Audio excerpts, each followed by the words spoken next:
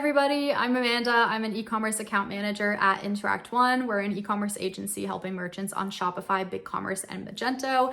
And today I wanted to make a video about how to improve your Shopify site speed because we do talk a ton about performance, especially being a dev and digital marketing agency. That's a major part of what we do.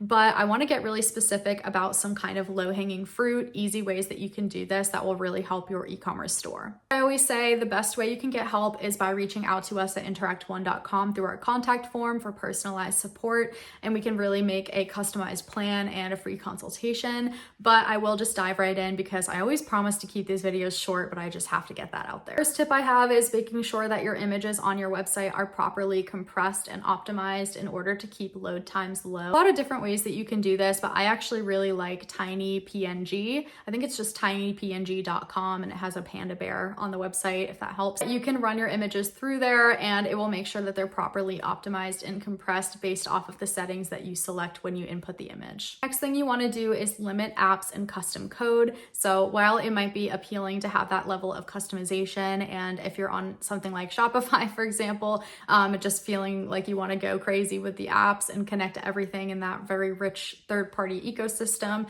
that will affect your page load speed to a degree. So it's important to just keep an eye on that and make sure that nothing's getting too clunky or backed up and that it won't affect your site performance, because in the end that could take away more than those apps are actually adding. For Shopify, you also want to consider using their native themes because they're actually optimized for site speed. So there's a reason that they're native to Shopify. They know what themes are going to cause merchants to be successful and keep coming back to them as a platform. So that's something to consider for sure. It is important to think about what kind of customizations you might need and if those customizations, like I mentioned earlier, will outweigh the benefits of using a Shopify theme. But if you're wondering about that and you're not quite sure, feel free to reach out to us at interactone.com in the comments or LinkedIn, and we can go ahead and help you out and get you on a call to figure out what exactly that might look like for your store. Next really quick tip is just lazy loading any images or videos. Make sure that they only load when they're needed and can be really helpful. Finally, a really good way to test your site speed and your site performance on Shopify